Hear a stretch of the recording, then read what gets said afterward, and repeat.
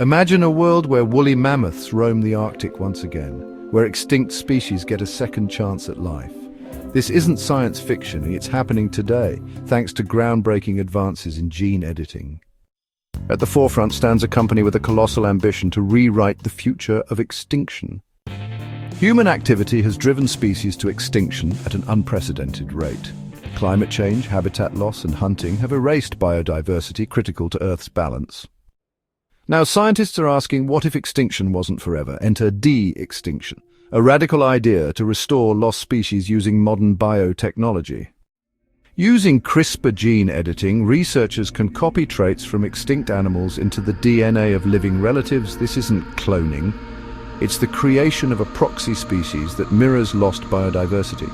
The process involves identifying ancient DNA traits, editing embryos, and nurturing hybrids that can thrive in today's world.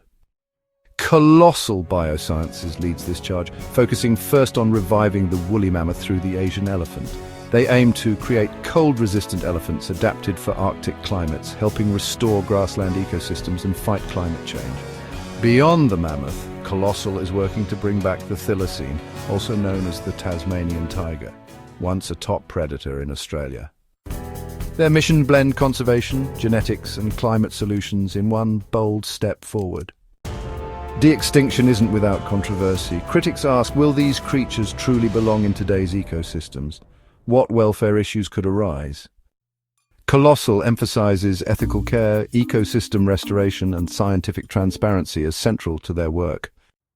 De-extinction pushes the boundaries of science and ethics alike.